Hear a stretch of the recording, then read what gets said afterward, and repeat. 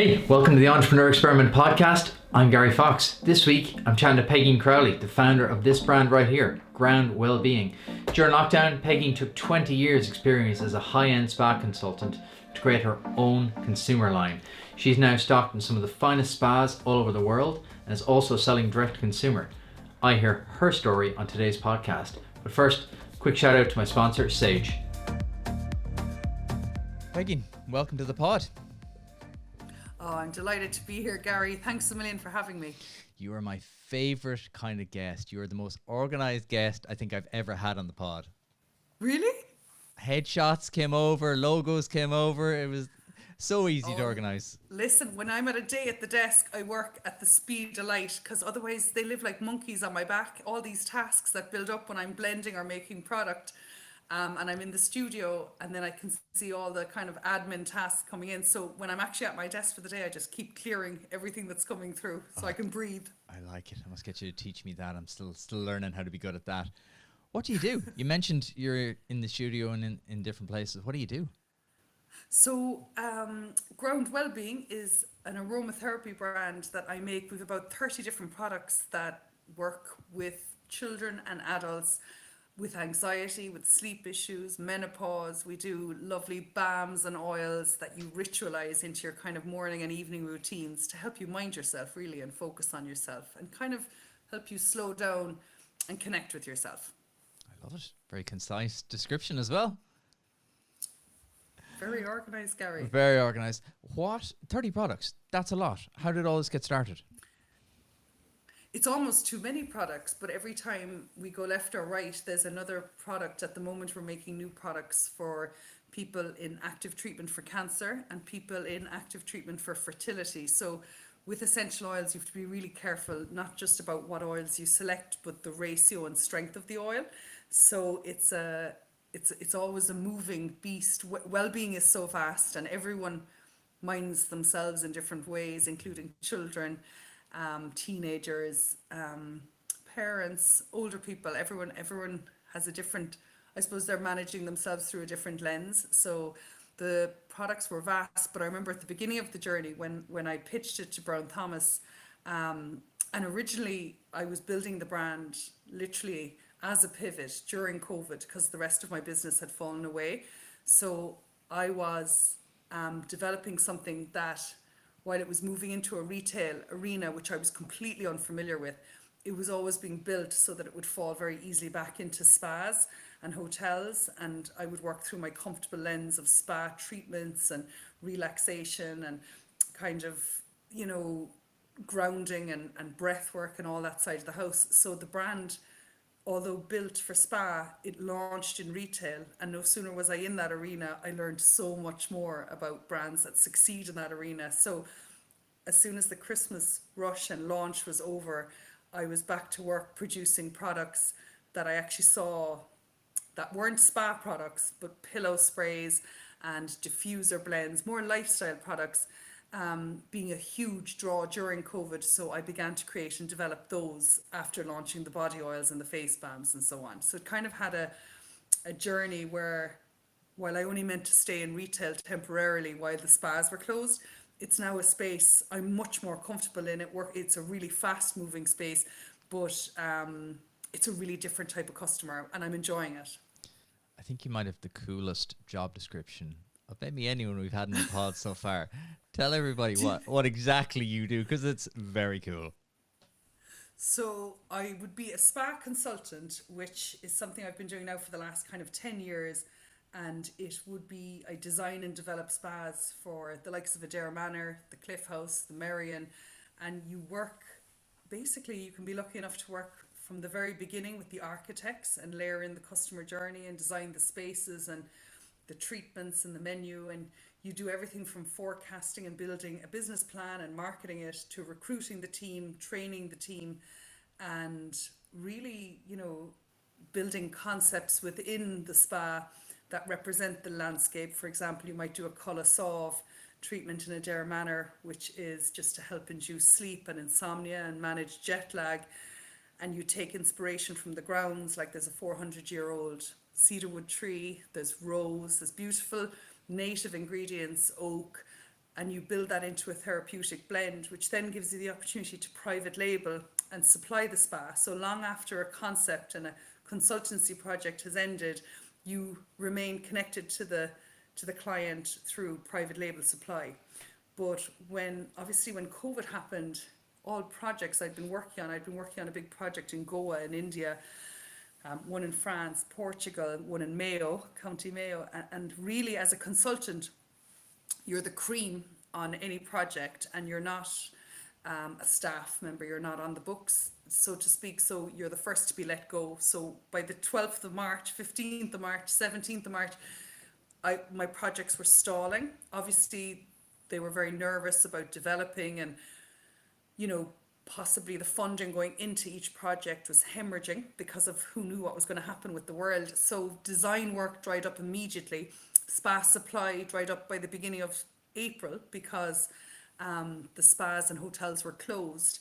And I spent much of April working with the government and Fáilte Ireland on guidelines for reopening, and it was volunteer work, and it was very meaningful work, and it helped stabilize me from panic and kind of being stressed about the fact that not just was my business temporarily closed down, but we work in small rooms, breathing on people, delivering spa treatments. There was moments where I would look at my husband Shane and go, I don't know if we'll ever open again. I don't know if people will ever be confident to come into that small space with us to mind them again. So it was a funny time in that, luckily enough, I tuned out from all the noise and the days got quiet and I had time, and I realized I'd been serving my ego for so long. I'd felt like such an important person. I was traveling, I was doing this, I thought I was great. And basically, I now was on the PUP with nothing on the horizon and trying to homeschool, but really not making the effort, to be honest. Let's be honest, Gary. It just wasn't my bag. But it's movie day again. Throw him a few fish fingers and lock them upstairs. Just joking. No, literally, it was so lovely in one respect, because while I was on the ground, like literally on the floor, very upset and nervous about everything, it also was a really solid foundation to say, God, I have space and time. My calendar, I could see my foreign travel, I could see everything just stripped away and all this time ahead of me. And I kind of thought, there was always been a brand in me. I've done private label and projects and worked to other people's briefs for so long that I've always known if I was going to do it, I'd do it through a sustainable lens. I would include children, people going through cancer. It wouldn't be your pampering indulgent spa. It would be much more solutions based and helping people reach into themselves and connect to themselves and understand that it doesn't need to be technically difficult. You just need to commit to it consistently and allow that time to meditate and breathe and come into yourself. So I think there was always a brand in me. I didn't have the confidence maybe or the time to do it, both. And suddenly I had the time and it started to be realised. I started to put it together and I pitched it to Brown Thomas. Luckily enough, I had a warm doorstep in Cork. I would do wellness events for them, breath work and so on. So when I reached out to the Cork shop, they put me in touch with head office in Dublin. And when I met the buyer, she said, no, we're going to go for this. She said 2 conditions. 1, you give us the exclusivity on the brand for the first 6 months and we'll market it for you. But you're not to have your own website. You're not to be servicing or supplying other customers. And the second part is you need to have gifting ready for the Christmas market in November. Now, at this point, it was kind of May, June of early in the first lockdown. And my husband was sitting at the kitchen table working and the kids were farting around. And I literally would have thrown them in with the deal and said, listen, whatever it takes now, let's just go for it. So basically, I had all that time and I had products I'd been producing for private label, which would be similar to Weetabix turning up in Aldi packaging.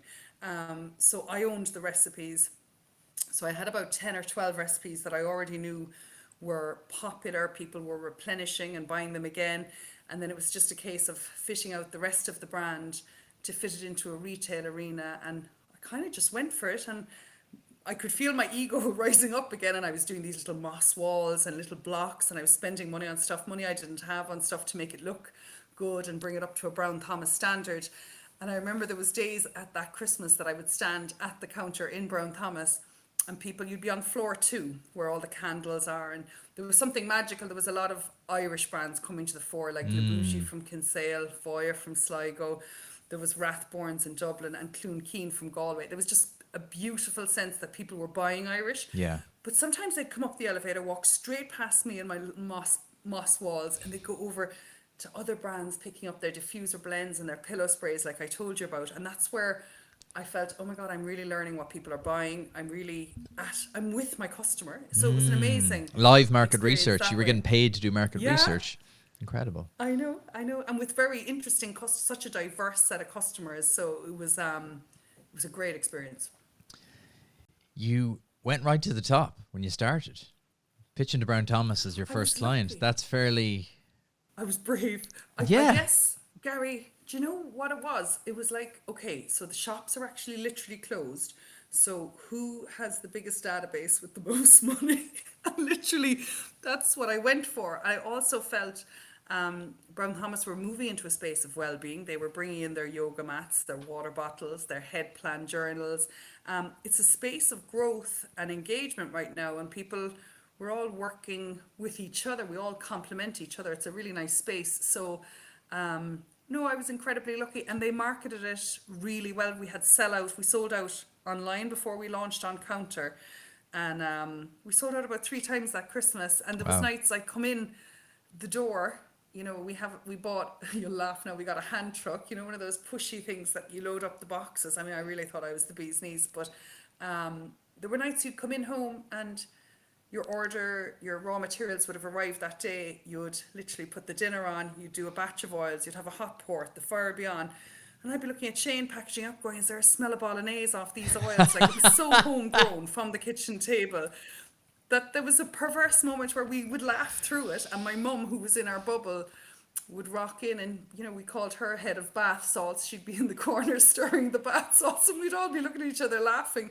And another big 15 grand order from Brown Thomas would land in, and while the panic would rise up in me in that we have to do this from the home. And I mean, Gary, when I say I live in a small 3-bed house and there was acorns and pine cones that went into the wrapping and the brown boxes, and there was lavender and there was amber bottles, and they were everywhere around the house and the shed. And there were moments where you'd order more and your cash flow was so tight, and then you'd find them in the hot press or under Bella's bed, and you'd be like, oh God, I didn't need to buy more of that.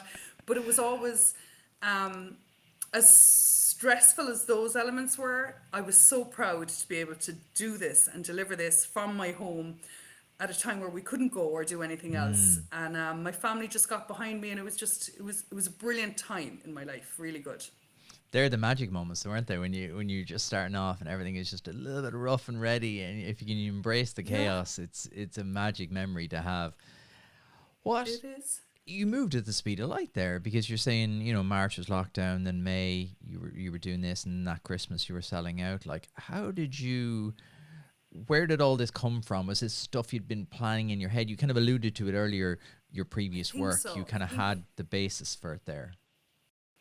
I think I've had a few rodeos at this, and I've run a few critical paths delivering for clients. So I know where the pain points are. I know where the hurdles are. So I would be very good at visualizing where I need to be and what steps I need to take. Not so good at understanding how much it might cost. I just jump in and do it, and I fake it before I make it, insofar as I'll say yes and learn after. So when the Rosewood in Hong Kong phoned me in the January and asked for supply, I just said yes, and I packed up a $6,000 order and shipped it to Hong Kong without questioning if there was going to be customs charges or product registration issues or whatever. And for some glorious reason it arrived, and they sold out and ordered more from me. So there was that was a stunning experience, versus Brexit was an absolute nightmare, and you cannot bluff or mess with custom forms with Brexit. It's just so deeply uncomfortable. And when cash flow is that tight, and you're in a world where the client is looking for their 30 or 60 days to pay you in, but your suppliers, because you're a new business, you need to pay up front until you're trading with them 2 years. There's a oh god, there's a very stressful space in between where you're trying to manage the cash flow and keep it all above board. So yeah, Brexit was costly. I would have sent stock, maybe a €5,000 order, and it would have lived in the dock in Manchester and not have been released because paperwork, and the client is waiting for their stock because they have a launch. So you send another 5,000, wondering will you ever get that 5,000 back? And yeah, no, it's loads of lessons learned, a really steep learning curve. And I still would be learning on the business, invoicing, managing all that at the same time. But it's definitely getting easier. And even hotels are paying better, because we would have opened up with about 10 spas. When the hotels did reopen in June, it was perfect timing, because in May, the 6-month contract with Brown Thomas was up, so I was able to launch my own website and was thrown into the world of e-commerce. From about April to June was all learning Shopify, learning how the Instagram connects with it and how you can market through it. And no sooner was that up and running, that in June the hotels were opening, and I was literally traveling the country training up therapists on the brand in the K Club, Mount Juliet, the Europe, the Dunlow, some beautiful Fota Island, Hayfield Manor, just some brilliant properties. And oh, it was so nice to be back in spa training therapists, back with our tribe. Like, we are a different breed. We're a feeling breed. We're mainly women, and we love our work. So it was just great to be back, seeing people in 3D. In 3D, I love that. You mentioned some incredible brands there. They're like the premium places in Ireland to go. How did you get into that market? Was it a case of having the relationships with them and then they were going to support you, or what made them say yes, I guess is the answer, is the question. I think what I didn't realize is, of all the years I've spent consulting and designing and setting up the Spa Association with my friend and colleague Anita as volunteers in that space, 3 years ago now, I think it was 2019 we set it up. I would be long established in the industry, but I would have never come out behind the curtains as a show person in it.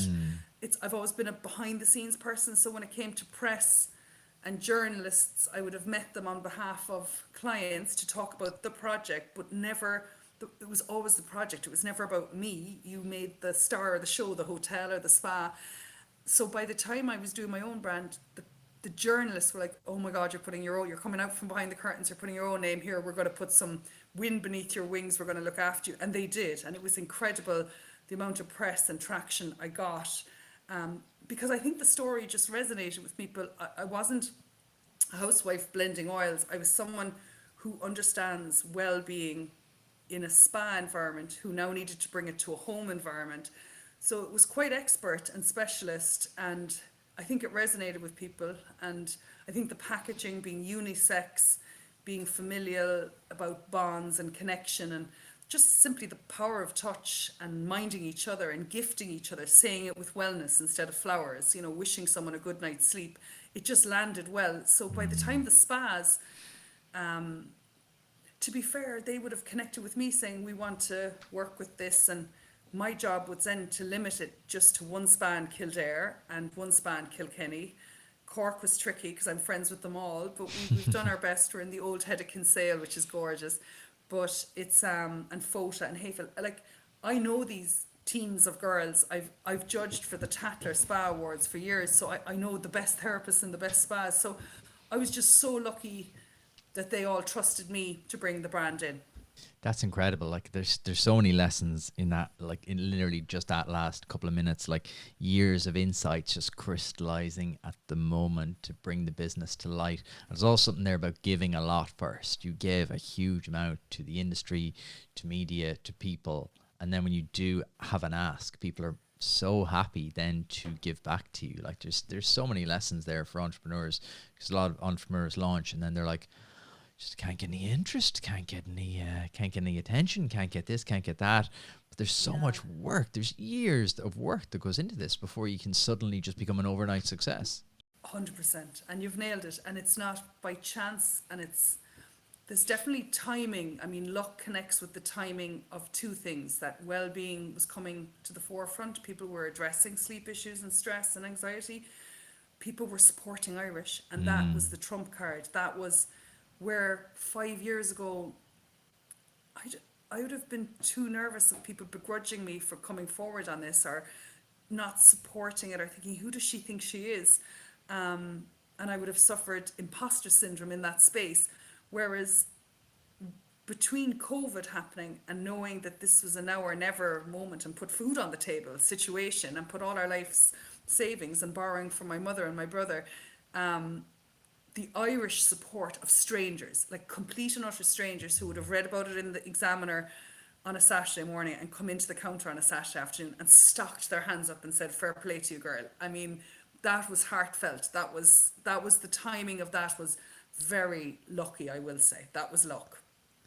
But everything else was a lot of hard work, a lot of failures, a lot of mistakes. And I suppose most importantly, I'm of an age, I'm 45, and I'm rock solid in believing in myself. When you decide to take a risk like this and put your savings into it and put your heart on your sleeve and wear this and go out public with it, you gotta believe it from the inside out. And that's something that you, even on my bad days, and I'm very lucky, I have a brilliant husband who will always support me and always keep telling me how much I've done, not how much I have to do, but just keep, getting strong in where you are in the space. The belief can't be, you can't be nervous about this. You can't second guess it. It has to live in your gut. It's inside of you, and you kind of almost have to birth it.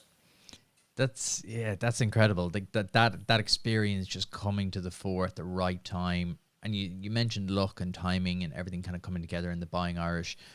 What do you think it was during COVID that made people suddenly reflect on maybe their lifestyles and particularly wellness? Wellness really became a priority for a lot of people during COVID. What do you think spurred that on? I think we were so busy. It's almost a hamster wheel. We were jumping on of free will and just ticking boxes and running through to-do lists. And I think what COVID gave us the opportunity was to have some time. And we had choices that we didn't realize, because time will give you choices of where to shop, what to shop for. But time also gives you too much time. Like, I met myself during COVID. I hadn't met myself and had a strong talk with myself in a long time. So there is a moment where you have to get real with yourself and almost accept yourself and be fond of yourself and not be giving out to yourself or holding yourself to too high an account. As a parent, it's really tough. We're tough on ourselves as parents. We're trying to be tough on the kids so they're not entitled and spoiled. And people talk about balance. I don't think there is a balance. And I think what COVID showed us is, if you were lucky enough to be in a warm home with food in your fridge, possibly a bottle of wine and a bit of cheese, you'd won the lotto. If your children were healthy and you could put food on the table, it brought everything down to such a base level that we almost fell forward into basics and appreciated basics where we hadn't before. And sleep is a basic necessity. And I think for some people where that became troublesome, it has such a knock-on effect. Sleep is almost sleep and rest. The sleep, which is your physical body recovering and resetting for the next day. And then there's rest, which is much more of a mental, emotional thing where you're just not doing. You're not in fight or flight with your hormones, cortisol and adrenaline. Instead, you're in a nice space. You've maybe done a nice walk with your dog or a run. And about 15 minutes later, your endorphins are being released and you're chirpy and you're kind of good and you're going to have eggs for breakfast instead of rubbish. And Yes, you're going to... it is a flywheel, isn't it? It is. And well-being is like a radio station that's almost difficult to tune into. It's a feeling of being balanced in yourself, both physically and mentally. And it's when a nice song comes on the radio and you shake yourself around the room, or you meet a really good friend for a hug and a chat. Well-being it doesn't have to be in the perfect yoga gear at 6:00 on a Tuesday. It really doesn't.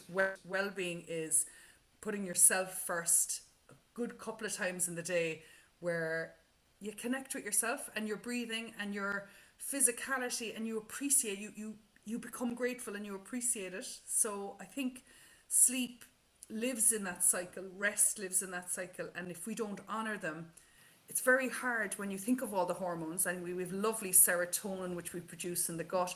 Melatonin is a hormone we release in the evening when the lights go down, and it gives us a solid, deep sleep. But we're watching our screens, and that Yeah. blue light is neutralizing that hormone, so we're not getting the deepest sleep. So I always say sleep is something you almost need to seduce it. You almost need to invite it in, make a home for it, start moving up into the bedroom an hour maybe before you sleep, journal, read a book, start putting the phone away. Don't have the phone as your alarm. Don't have it at arm's length when you're in the bed. There's just things about lighting soft, warm white instead of your screen light.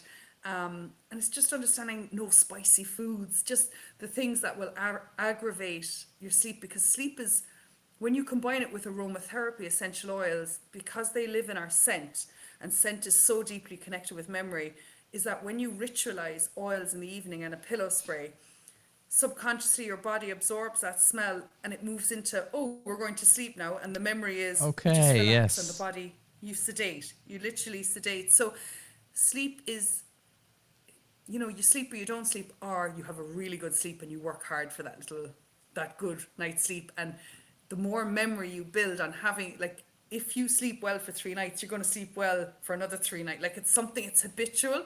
And we're always going to have 1 or 2 crazy nights in the week or whatever, and that's fine as well.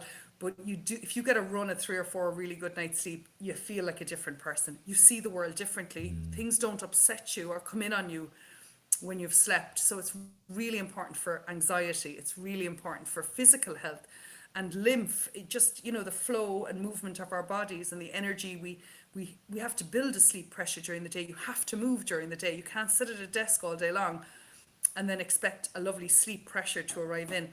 If you get outside in nature and you do a good walk, you literally will build in that pressure, especially if you walk in the mornings. The mornings are a brilliant time to get that morning light into your system and regulate that body clock and that circadian rhythm for really deep sleep and good sleep. And it doesn't matter how many hours. And I think people wearing watches that tell them how well they slept, I think it's almost, it doesn't feel real. You're then telling yourself you didn't have a good sleep, and then you're going to work yourself up and not have another good sleep. So it is something that is biologically natural, but you do need to eat and move. Your Yeah. lifestyle during the day is going to affect how well you sleep at night, and it's just sharing that with people. And then the oils just make absolute sense to slow you down in the evening and distract you from your phone, and just that muscle memory, that scent and memory connect is so valuable. Bring me back to the early couple of months. What was the biggest challenge you faced to actually getting going? You're in the first kind of, say, 1 to 6 months. What was the biggest challenge you overcame?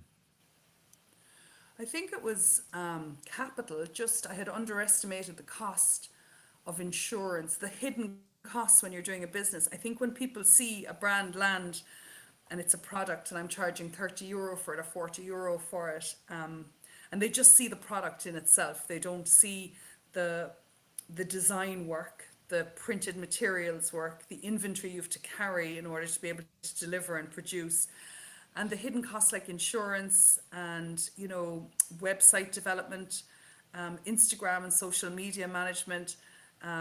All of these things they're so subtle, but they're so costly at the beginning. And every time an invoice would come in for 4 or 5 grand for a piece of work that I would have outsourced, I'd actually get palpitations going. I didn't think it would be that much. And now that I'm a year and a half in, I can outsource work, understand the price for it, and it kind of it's become I'm much more comfortable with it. I read it much better, and I also know what's outstanding and what a client or a hotel is going to pay me. They're probably going to pay me in 40 days or 60 days, and you start to manage it. I'm fortunate enough now to have an investor coming in. Great. So he has been amazing. He's been an amazing mentor from the beginning in terms of what the strategy is and what the long-term goal is in building that direct-to-consumer space, because that is the most profitable, delivering it straight into someone's home and connecting and acquiring that customer and retaining them. So he has been like doing an MBA for the last year and a half. He has equipped me with strategy and stuff I wouldn't have come out of the maze and seen. So while Brown Thomas and these beautiful spas act as a backdrop for and give, I suppose, testament, they give I suppose it's brand alignment, it's portfolio, it's trust. It's a brand that people trust. It's also a very intense space to support and service and costly with training and so on. Whereas when you go direct to consumer and you live in the digital space, you test out various scenarios as to what works for your customers, what's getting them to come back and buy again, and you can be very clever in this space and you can try out new things. You spoke of innovation. It's a really innovative space and it's a real video space now, which is expensive to produce. And as a brand, we've produced photography. That was another expense that I hadn't anticipated, but photography is your shop window. So while I don't have bricks and mortar, anything we produce as a brand has to be 5-star to align with our partners, but also to live in the DNA and the brand equity. So when video is coming to the surface, which it is, it's really it's a space that it's harder to achieve that 5-star feel, whether you're going to use reels with captions or voiceover or music. It just becomes costly, but it's what people are expecting now. It's what they love now. I've won the lotto. I've taken on a new digital marketing manager who has beautiful design expertise as well as comfortable with video and shooting and stuff. So, you know, things that you're weak at, if you can outsource them to someone who's doing it through your lens and can execute through your lens, you've kind of won the lotto. So we're in that space. This year will be all about building our digital rituals and moving our ritual cards. We're I suppose I'm 45. You read your instructions, you know, on things. No, the new generation coming through, and even our generation, they want it handed to them on a video, you know. And even I've become the person now, when I don't know how to do something, I just find a video of how to do it. So we're in that space, and we're going to hopefully kill it dead this year and make it look good. How you said something very interesting there. What was the question again, Gary? Sorry. I couldn't tell you. Costs. I've completely lost. I've completely got lost in the journey. I told you to go off on tangents. But that's the beauty of it. That's why when people ask me, before they're coming on, sometimes I'll get like questions going, can you give me a list of questions? I'm like, there is none. It's just a chat. It's just we go off on whatever tangents we like. You said something really interesting there, and I wrote it down. Things must be a 5-star standard. How do you keep things at a 5-star standard but not get paralysis by analysis? So because sometimes you can go, it must be perfect before we can ship it out. You seem to have combined both. You seem to be able to go 5-star standard but move quick. I think I'm really lucky to live in a forgiving space of being artisan. So while it's 5-star in its branding, the finished product itself is handmade. So some of the balms, you know, when you look at a tray of balms and you've hand poured them and they've cooled down, some will have little holes or little dips and that to me is the beauty of it. It's the craft of it. It's not perfect at all. And then you lid it up, wipe it down, and then you put the label on it. And depending if it's the first or the 50th label, they get less straight as you're doing it for hours. They get a little bit crooked.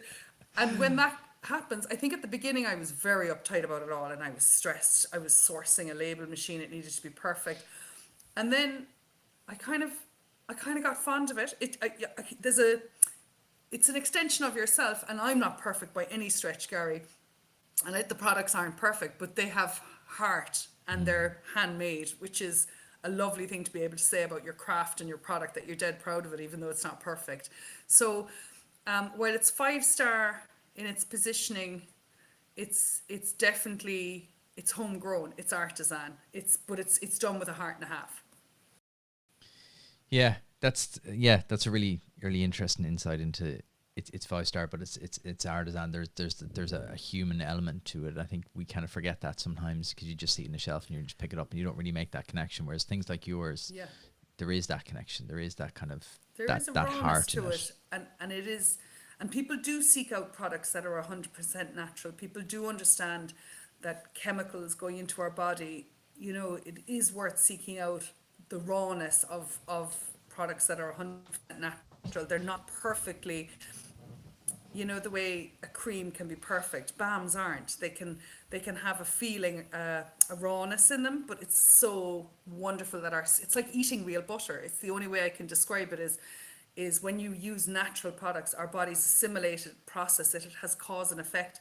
It's very different to cosmetic products, which have fixatives and preservatives in them, and they're applied for the outer world appreciation. So you'll put on a body cream with a perfume so that someone else can smell it on you, or you can smell it on yourself. You put on your foundation and your products on your skin with the silicone so they don't get absorbed in, and it sits and makes you look pretty. Well-being is the complete opposite. It's not how you look, it's how you feel. So these products have to get straight into your bloodstream, into your lymph, and either relax you, sedate you, or reduce anxiety, or uplift you, detoxify, cleanse, energize. They all have different messages. So it's understanding the difference between cosmetics and well-being, the rawness of well-being products needing to enter your system.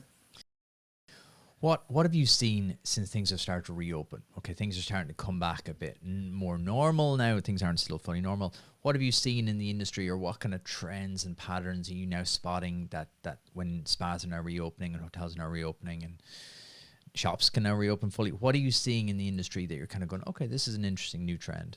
There's a huge growth in the gifting side of the house, in the wishing someone space and time to reset and recover and sleep, and just, you know, we did a gift set before Christmas called The Hug, and offered shipping abroad and stuff as a specialist thing for just people you haven't seen in 2 years and you would see.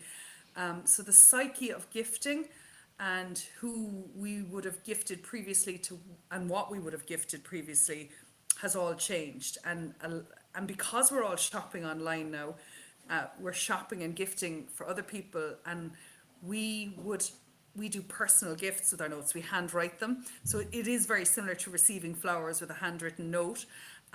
It's not in an automated system being printed out with the label. And I mean, there were days where I should have put a limit of 50 words or whatever. People were writing love letters. People were writing to their friend going through chemo. People were writing to their aunt who they normally see at Christmas and weren't going to see. And like there's moments in it that it was so touching. The level of gifting, the level of kindness, and the level of connection through the products, which is, and it's not exclusive to Ground by any stretch. People are gifting differently. They're gifting to different people they mightn't have before, and they're gifting different products than they would have before. So a lot of people, two of the biggest questions and challenges they have as a young entrepreneur is A, investment, and B, mentors. They're two things that are kind of very difficult to pull off. How did you do it? Really luckily, he actually approached me. There was a moment, I think in January, and we connected over something else. I can't remember. But he was asking me about Ground, and he was saying, how are you doing it? Or like, he was like, who's doing your press? And I was like, no, I'm doing it all myself. And how are you producing the product? Are you really making it yourself? And I was like, oh my God, come out to the house, see what a bombshell, like come out and see it for real. And I think he came out the next day, and I remember him just saying, oh my God, you're the real deal. You're actually producing something. You're also the face and mouth of it in terms of your backstory is strong. And the products are doing so well. And he's bought the products and he was intrigued by it all. So when it moved to a stage where he said, you know, I think he used the wrong word with me initially. He said, you know, we can give this brand rocket fuel and see it take off if you need investment. And I'm very proud of how organic the brand is, not just by its homegrown at the kitchen table, but the products are all 100% natural. Everything we do is through a lens of sustainability in terms of we shred our boxes to fill our gifting, and you know, we print on recycled materials that can be recycled. There's no UV varnish or metallic or anything in anything we do that isn't biodegradable. So when someone says rocket fuel or steroids, I'm like, oh my God, no, this little brand is going to do its journey, and it's going to grow in a natural way, in a natural space, whatever. And he then explained, no, by rocket fuel, he didn't just mean cash into the business. It was much more about strategy and how you're going to build the foundation here and grow it from here.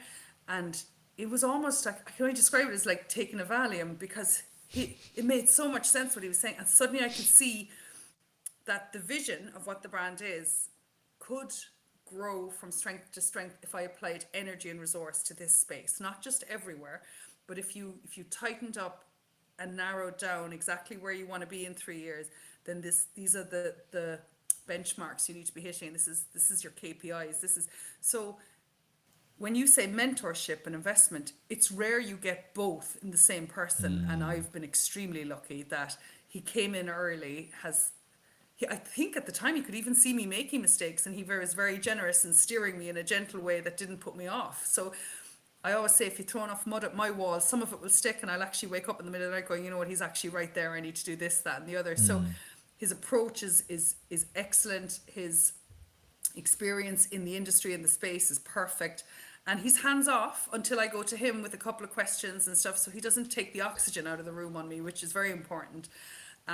So I've been really lucky that I have the investment for the infrastructure as well as the mentorship for the strategy, and a nice person to bounce ideas off when I'm stuck.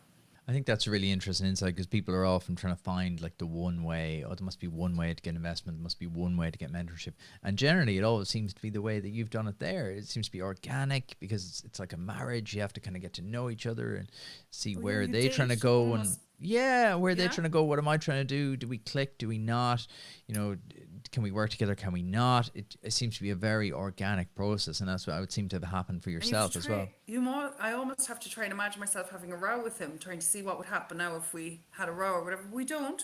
There's a deep respect for each other and each other's work, and we listen, and then we go about our business. We're not in each other's. We both have businesses.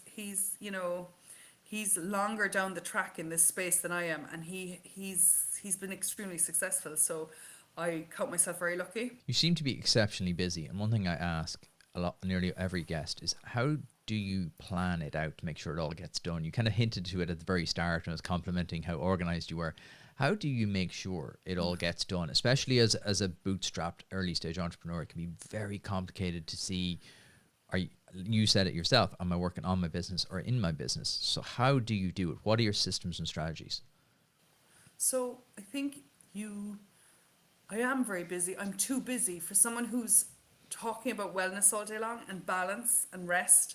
I'm probably not doing enough myself, but I'm really conscious of it, and I have a holiday coming up, and I'm so looking forward to it. And by taking on more people in my team, we're just growing out and handing over stuff and sharing, and I can already feel weight lifting off me on my to-do list. And while I'm very controlling and contrived about stuff, I look at my list now and go, could I hand that over and just double check it on the way out? And I can feel weight lifting off me. But it's hard at the beginning of any journey like this, because at the beginning there's just you're invoicing, you're making the product, you're shipping the product. When the product goes missing, you're the one chasing DPD. You're doing everything in the day, from Instagram to whatever it takes. So, but it also makes you, I suppose I wouldn't call you an expert in each field, but it certainly gives you a good grounding in each space, so that when you do take people on, there's a level and a standard that's been established that needs to be, continued. So process I'm not good at. I'll tell you what I've learned in the last 3 months is managing my calendar and my diary for what matters, rather than who's shouting loudest or who needs a hand. I do love to mentor people who are at early stages of doing what I'm doing, or people, entering a business and just needing someone it was done for me and I'll always give it back. So I think, but managing my time, with people wanting a meeting or a call or whatever, I'm sharpest in the morning. If I get up at 6 or 7 in the morning and bang out a few emails and get a bit of work done before the kids are up, and then those hours, the kind of magic hours between 9 and 11, by 12 o'clock in the day, I'm kind of spent, and I'll do the easier tasks like pouring, blending, labeling, that aren't mentally intensive. So I've learned to manage my time and resource, and saying no to other things that are, you could be a busy fool all day long as well. So instead of saying yes to everything, I'm saying, how will that serve me, and is that on the agenda, is that on the strategy right now? No, it's not. Push it out. And Just being That's the stronger hardest with your part, I time. think. How do you figure that out? Is that an experience thing? Is that something you've kind of tweaked over the last couple of years? How do you figure that out? No, Because I that's the think you hardest one. consciously have to become strict and ask yourself when you see that diary. And I hear myself, and I'm a people pleaser by nature, so I'm like, oh, Thursday, anytime you like on Thursday. No, Peggy, what time would you actually like to do this call on Thursday? Yeah. Get tough here now and get strong. So no, it's not experience. It's just, it's understanding that how I was behaving and how I was working was unsustainable. Bring in people to help, and then honor those hours in the day and honor your rest and mind yourself within the whole mix. Otherwise, you'll burn out. And I talk about burnout all day long, but if I don't put my own measures in place, I'll run the risk of it as well. How do you handle letting things go? How do you handling things over? Have you developed a process for that, or how do you? Because you've had your hands on everything, like you said there. You've touched, and I love that process. I'm a big believer in that. You have to know how things are done, because then you can hand it off and go, right, well, it usually takes me 20 minutes. They're really good. It should take them 10 minutes. But how do you handle that? Because it can be often very difficult to let go. I think I work with a brilliant group of women who help me with production now and shipping and fulfillment. And they would have come in October. They started in October this year, or last year, 2021. So it was before the Christmas rush. And up until that point, like Gary, I literally, every product that was being purchased, I would write a handwritten note. I would wrap it beautifully. I would package it off. I'd almost blow a kiss on it. And they came in and they might come in. I might be traveling to a spa that day. They'll package up everything, leave the notes. I'd come in at 6 a.m. or at 9 p.m. and write my notes. And there was a day where I couldn't. And I was like, just send them out. They're just going to have to go. And it was like I was bastardizing my brand by not putting a note and not being grateful for someone for ordering from my website, you know. And then I never looked back from that day. I was like, I can't do this anymore. And I had little thank you notes printed up. And that's that moment where there is a sad moment where you're kind of like, no, it's getting bigger and you have to let it get bigger, and you can't know every customer by name, and you can't. So it has evolved, and you have to let go of some things, and you kind of have to put your big girl's pants on and get into the big business side of it and straighten things out at a higher level so you can future-proof the brand. You seem pay your rent, pay your staff. Yeah, you seem to have been able to do that really well. You've retained the heart of it without, crippling yourself with the inability of being able to scale. You've been able to scale at a process and in a way that's kind of healthy for yourself and the brand. Like, it's a very difficult process to do. What do you look into your crystal ball? What do you see in the next kind of 6 to 12 months for Ground? What are your kind of hopes and plans for it? I'm in a space at the moment where I'm cultivating new products, developing new products, and it's a space which is research heavy because it's for people getting radiation and possibly burns on their skin. So I need to be cooling the skin as well as calming the body, as well as potentially with chemo there's neuropathy, there's lymphedema, and there's an itchy skin they get from the treatment. So you have to get inside of that and look for ways to help people feel well in that and mind themselves, as well as getting into the psyche that someone can gift someone this as well as a care pack going into hospital or going into their chemo. And consciously I'm like, I don't want to leverage a business on people who are going through a hard time. So it has to be soft. I don't want it to have the word cancer on it. I just want, people who are compromised and can't have the other products. I want to have something inclusive for them. While at the same time, you have to be careful when you're in fertility treatment as to what products you can use. So I'm in that space of kind of minding people who are more vulnerable. So the next few months you'll see development, and everything is done through a treatment. Like if you're going to have a certain massage, the acupressure points you'll work on are completely different if you've menopause than if you are suffering insomnia or if you are in fertility treatment. So it's just technically building treatments that can be trained and understood by therapists and delivered at a high level. That will be the next kind of 6 months where we're at. And then at that point, I feel our offering will be well-rounded and it will be true wellness and inclusive for people. So that's kind of the next few months anyway. What you talked about it there, and we talked about a little bit about COVID and things like that. what do you kind of see in kind of the wellness space and kind of the hospitality space, I suppose, as we open back up? What do you see kind of happening kind of down the line, and what do you see from feedback from talking to all the spas? What's kind of changed, or what's new coming down the line? I think what's interesting in the spa space is people coming for treatments who were lonely, who just missed human touch and human interaction, and they were possibly suffering from grief. I think people understand, like, massage. It's thought historically, massage is something you have when you go away for a night in a hotel as a treat once or twice a year or whatever. It's now living in a more regular space, more people, everything comes back to hormones, Gary. And when you have a massage, there's a hormone called oxytocin, and it's the hormone that's released in floods when you have a baby, and it helps you bond, it helps you connect, and love your baby. And it's a really soothing, calming feeling to feel loved. And when this hormone is released, when you have massage of any type, even when someone plays with your hair, or you're in the hairdressers or whatever, that it's the power of touch. It's the release of oxytocin, and you can have it if you have a pet, so your dog, so you rubbing your dog, knowing you're giving comfort to your dog and him adoring you at the same time. There's oxytocin released in your system that you feel well, you feel rested, you'll sleep better. So people having massage and understanding that it just makes them feel good, and that it's allowed, and it's not a pampering session, that it's actually good for their well-being. I think that's an education piece in itself, but I think people are recognizing it on their own right. I was going to ask you to pick out your favorite spa, but I probably can't really. I probably can't get you to pick favorites. No, I love them. I love them all. Spas. I love them all, but for me, it's the therapist. Okay. I will never have, the space isn't half as meaningful for me as the person who's connecting with you and giving you the treatment. And there is a spectrum of therapists, those that are connected and actually from their heart through their hands, they can give you a healing experience. And then, you can have girls who are just putting down the day, and it's not as beautiful as an experience. And it's a tricky industry. We're struggling right now to retain our staff, to recruit new staff. And I think a lot of it lies in how it's structured as well, because, Gary, depending on where you go for a treatment, you will be charged, anything within 100, 150 euro for an hour's treatment.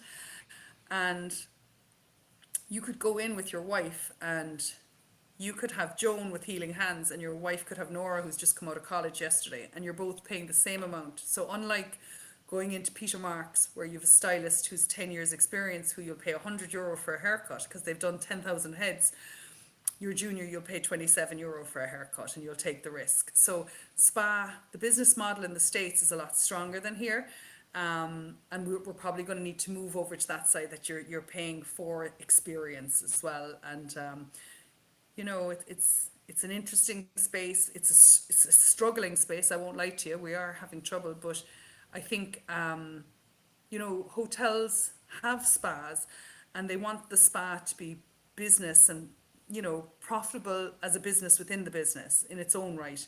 And yet what the hotel is forgetting is that this space where people robe and slipper it down from their bedrooms and go back up and have a glass of wine and eat, and they're relaxed in the hotel, they're spending in the hotel, they're not shopping down the road, they're not going to a show in the evening, they're feeling well, and they're extending their pool time, they're maxing out that well-being space, that the spa in itself creates a halo effect on the overall business. You can increase your room rate, you can yield more from food and beverage and so on. So the hospitality industry, you spoke at the beginning about being in hospitality, it has to learn that the therapists working within this space they've trained for 2 years, and they deserve to be paid more than the barista who learned how to make coffee in 2 hours. And we just have to create that. The Irish Spa Association, we'd be very passionate about that, and helping, pay scales and benchmarking and career development in this business, because it is, as I said to you, we're a different tribe, we're a caring tribe, and we love to do our treatments. They're very rewarding. When you make someone feel well and get up off the bed like a new person, it's so energizing. It feels so good. And sometimes you can be giving a treatment and you could be in a meditative state, delivering it, and you feel like you've been doing your meditation while you're at work. No, not every day is like that. Some days are really shit and really long, and some days you're rubbing hairy backs in the dark, in a basement spa. Like, it's not all stunning, and it's not all a bed of roses, but it's heartfelt work. It's really lovely work when you have a good day. That's a superb insight, actually, when you say it there. Some people have like 10 years experience. And a friend of mine literally texted me about this morning. They were away for a night and they were like, it's not been very good. The service has been poor. And they were saying that exact thing. And then when you point it out, it makes so much sense that, someone could be there. And a lot of businesses now have been personality led. You look at your business, you're a big part of that business. And then especially with spas, as you say, exactly, you can go in at the same time to the same place and get two wildly varying experiences. So that's a really, really interesting one. What is there? Has there been a kind of a book or a kind of any kind of material that you've read or consumed personally that's kind of made an impact on you on your business journey or personally? I love to read, and I'd be having these books. I get the book depository giving me an email saying something's on the way, and I'd be deadly excited, and then it would live next to my bed for 2 weeks, and I'd be like, you haven't read your book. So I love audiobook. I'd be listening to Audible when I'm in the car, and now I'm going to move into podcast land as you've inspired me. But I think books, a lot of my books would be technical books and learning books about the lymph, breath work, just well-being in general. But I also love business, the Why and Simon Sinek and those kind of books as well, where you're developing yourself within your business, and there's just some brilliant books out there now. There's some of them are brilliant because they teach you not to take yourself too seriously in it all, and that you don't know everything, and they set you free, and they make you more accepting of yourself. So I've read some brilliant books. I put them on Instagram normally when I'm reading them. I'll have to have a look for And the right book at the right time. I think that's the key, isn't it? Because you can read a book and you're like, oh, it's fine. And then you can pick it up a couple of years later and you're like, oh my God, there's so much in this that because the right book at the right time is crucial. And before now, we're going on holidays at Easter, and before now I'd pack some books, and now I'm going to write down some podcasts and write down some things I'm going to catch up with in that space, because it's very relaxing listening to conversations that you're either interested in the topic or the person, and you're hearing it, like, the way you could miss a radio. Some would say something was really interesting on the radio, and now you can look it back up, and we have access to these kind of intimate conversations, and I really love that. Yeah, well, that's what I try with this. You try to feel like you're in the room. You feel like you're there, and you're just two people having a chat, and you're just kind of there listening to them, and there's kind of a bond especially during COVID. I think people found it very kind of useful to be able to sit down with people and just chat. Exactly. What? But I think the fact that you called it experiment as well is it's humbling for us, because I don't know many other entrepreneurs, but I don't think any of us think we're nailing it when we're doing it. We're testing, we're reiterating it each day, wondering, will this work better? We're in a space of flux all the time. But once you get comfortable with that, and there is no end goal, and there is no moment where I'm going to be happy and it's a success in inverted commas. Once you enter that space and you can put food on the table while you're in that space, it's a privilege. It's an absolute privilege to be within this experiment that I believed in myself. So I like the title of your podcast. Is brilliant. I'm going to pull that entire thing and use that as my new promo. That was well done. Thank God you're recording. You mentioned I couldn't say it again if you asked me. Oh, it's gold. That's my new promo done for season 9. What you mentioned there, where you are, where is Ground, and where can people go to experience it, and where can they order it online? So our website is groundwellbeing.com, so they can come straight through to that. If they need gifts done, we'll do handwritten notes to accompany them. If it's treatments you're after, if you go through Instagram, I suppose Instagram is the best place to follow us, or LinkedIn. You'll see different spas coming online and offering treatments. And it's really, as I said, it's not the spa, it's the therapist. And you could find a really good therapist locally. Like, I'd go to a car box to the right therapist. The space doesn't mean as much to me as the treatment. So, and I would just encourage people, to not see it as such a luxury and an indulgence, but something they should be doing for themselves each month if they can. But Ground, we're online, we're on our website, and we're busy. Thankfully, this week now is nice and busy. It's it's lovely. Online is such an interesting space to measure and analyze your business and see your retention, your return customer, your average spend. We'll be anniversarying our first month now in May, and that's where it gets interesting, but also you get competitive with yourself anniversarying different things, and you can kind of set goals and kind of build tools around how you can grow it. And it's a really interesting space how people are purchasing. I saw a stat today on LinkedIn that 80% of purchasing will be done online in a digital space from 2025. Wow, that is colossal. That is absolutely huge when you think about it. I think habits have changed. I think people's habits have changed. I find I'm now kind of going out and going to Dundrum, and I'm kind of just wandering around, not really shopping. I'm kind of wandering around enjoying the experience, and then you might think, oh, okay, I looked it up online, and then you buy it online. So I think there is definitely a fusion of the two, but heavily towards the online. And even online, how we behave online, like when we do the stats on our Shopify, I have a very high, I think it's a ratio of 1 to 4. 1 in 4 of my customers will buy on a desktop, which my mentor said, geez, that's very interesting. You must have a very old customer base. And I looked at him, I said, sorry, what do you mean?